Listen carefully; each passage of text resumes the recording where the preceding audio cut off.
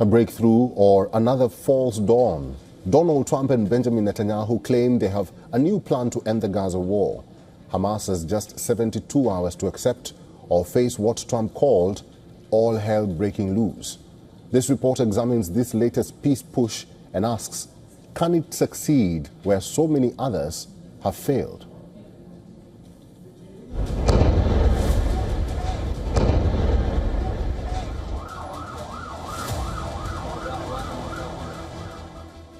After months of deadlock, Donald Trump and Benjamin Netanyahu emerged from talks at the White House on Monday, claiming a breakthrough. Their message to Hamas was blunt: a deal handed out. Take it or else. If accepted by Hamas, this proposal calls for the release of all remaining hostages immediately, but in no case more than 72 hours. This can be done the easy way, or it can be done the hard way, but it will be done. We prefer the easy way, but it has to be done.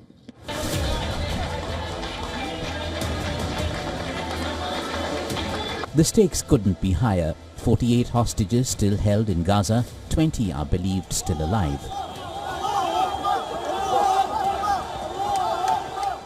For their families, this could be the last chance.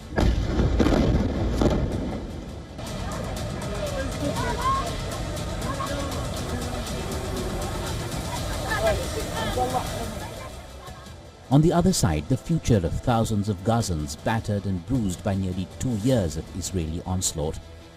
Over 66,000 have been killed amid genocide claims and worse.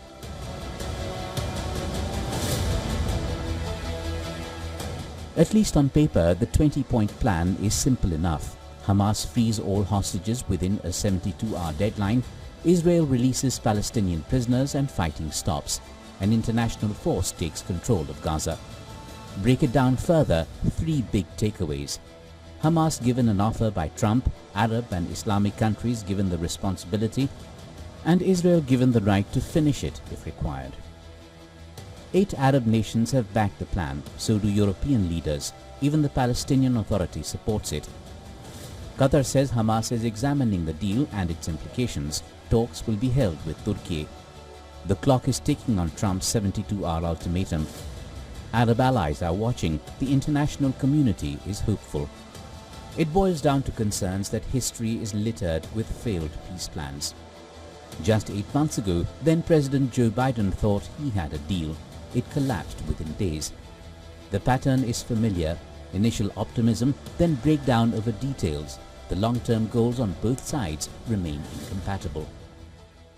I feel that whatever happens, we absolutely need to end the war and to bring the hostages home. I think this should have been done 2 years ago. I think we've done it way too late, with far too many deaths on both sides, our soldiers, our hostages, and the Gazan people. If they release all the hostages at once, then we are finished, we are completely done, we will have no life left. Also, the story of handing over the hostages while they still occupy Gaza, and Trump is planning on how he can take a hold of Gaza and turn it into resorts and touristic areas. Even if Hamas says yes, implementation will be brutal. Can this latest push reverse past trends of hope followed by heartbreak? Bureau Report, WION World is One.